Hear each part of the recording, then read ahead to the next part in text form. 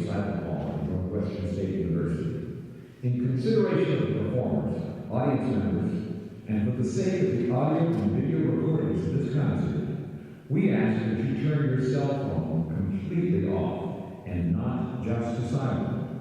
Any cell phone use is a distraction to those around you and on stage. Text messaging and flash photography are strictly prohibited. As a reminder, when a multi-movement work is being performed, please hold your applause until the entire work is completed. Now, please enjoy the concert.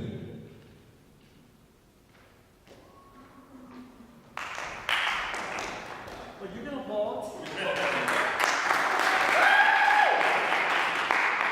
Ladies and gentlemen, I just wanted to make a short announcement before John joins us out here, and that is this recital is part of a requirement for a music business degree, which he will be graduating with in December.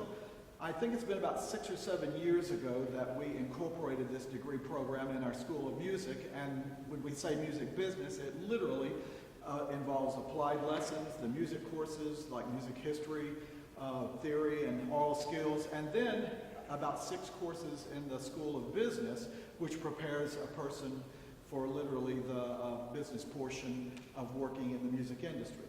This recital is a little bit different than anything we've performed with before, and I kind of think it's probably the first of its kind since we've had this degree, and of course it's going to be a lecture recital, but John is going to concentrate on his area of recording and mixing and the sound industry, and so it's going to be very interesting for all of us, and probably a little bit different for those of you all who are students than anything you've observed before, as we refer to it as a recital.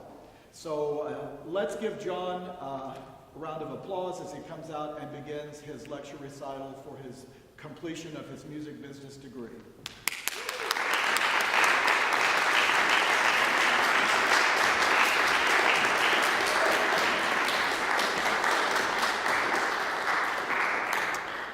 Thank you all for coming out. It does mean a lot. As he said, I'm closing out on this long journey that I've been over the past 4 years. So without further ado, let's go ahead and get to why we're here. I want to talk about the basics of audio production and what you need to do to get your studio set up.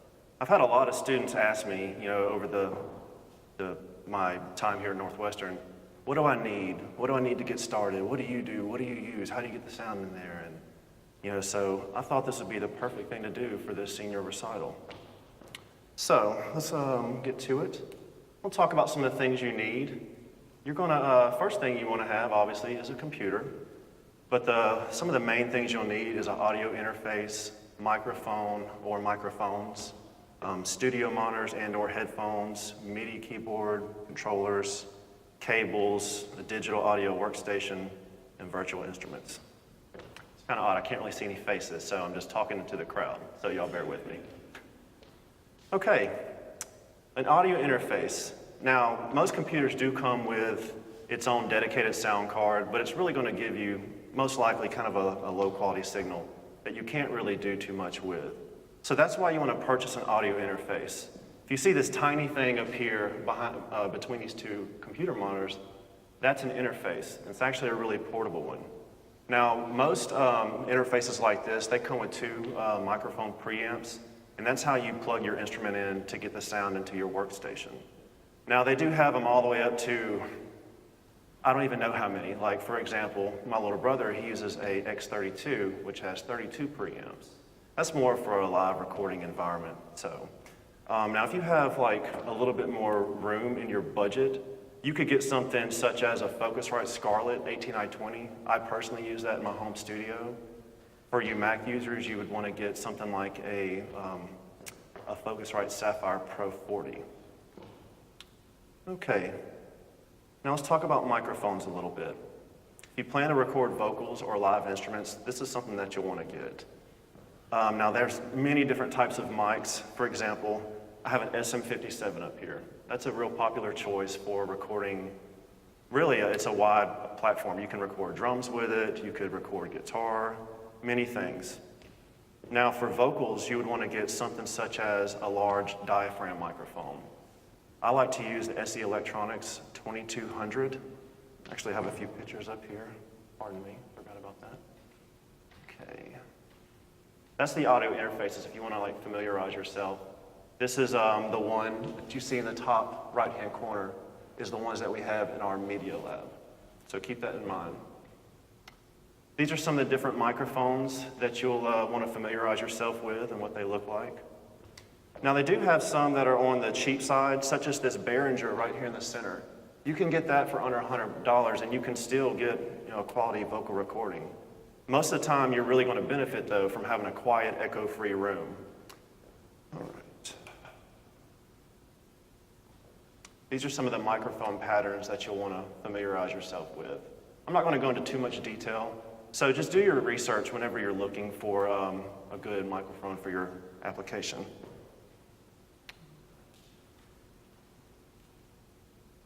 Studio monitors, not to be confused with computer monitors. These are what's going to give you the best representation of the audio that you're working with. Now, I don't know if you've ever listened to music through studio monitors, which I see a few in here that probably have, but if you haven't, you might be blown away by how good they sound or how bad it sounds. It's going to give you an accurate representation of the audio you're working with so you can have a good mix. Now, some of the ones that I would like to recommend, if you're operating on a budget, which I'm sure most students are, you could look at something such as the M-Audio AV42, which is in the top left-hand corner. It does come with two, and you can get those for under $150. Now for a step up, you could look at something like the KRK Rocket 5s, which are in the top right-hand corner, and I personally like these. That was my first set of monitors that I still use to this day. Now for a step up, you should consider something like the Yamaha HS8. It's going to give you more of a flat frequency range. That way you don't have anything too amplified.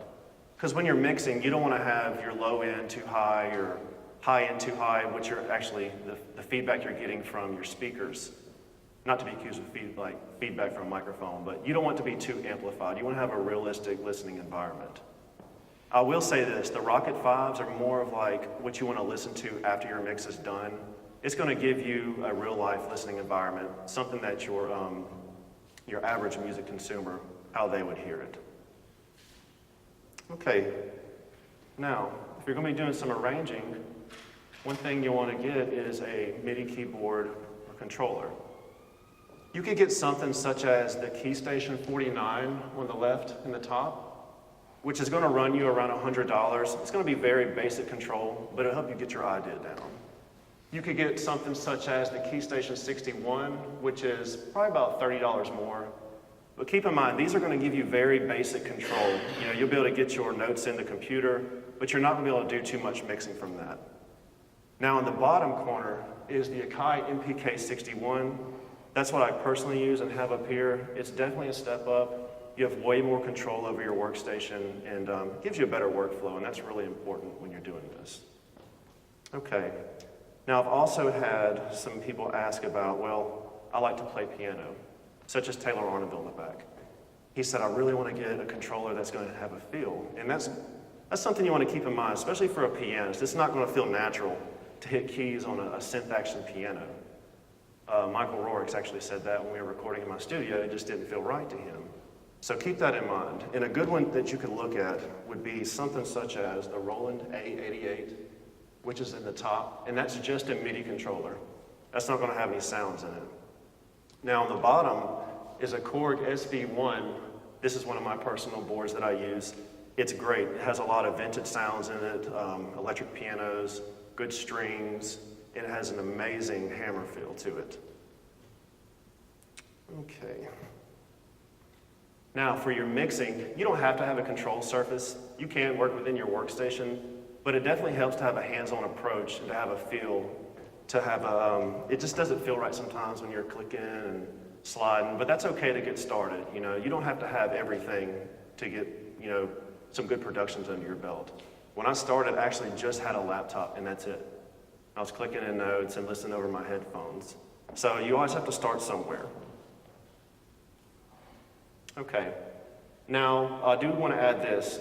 There are some digital pianos, like the ones that we have in the practice rooms. I'm sure the students know what I'm talking about. They don't have a traditional USB-A to USB-B cable adapter on it. So you'll need to get something such as a MIDI adapter right here. And you simply just plug them into the back of the piano and then run that to your computer, and you'll have the full functionality of a MIDI keyboard. All right. Now to connect all this together, you'll need some cables. Generally, most of your keyboards, like I said, will come with a USB cable. But for your microphones, most of them use an XLR, and that's going to also enable you to use phantom power, which the large diaphragm microphones, most of those need phantom power, specifically 48 volts. Now, something such as this SM57, it doesn't require it, but most audio interfaces, they're going to have, phantom power on it, so don't really worry about that too much. Now, for your studio monitors, I didn't bring any today, just simply for the scope of this presentation. You'll use 1/4-inch cables. They have TRS, which is tip, ring, and sleeve, or TS cables. So make sure and refer to your manual, and make sure that your audio interface accepts the type of cable that you get. Okay, now for the fun stuff. The digital audio workstation. This is where you bring everything together. You can have your sound, you can have all of these keyboards, but if you can't do anything with it to record it, it's not really going to be any good. Now today I've chosen to lecture a little bit on Ableton Live. Now these concepts are broad. They'll kind of cross over to really any workstation that you use.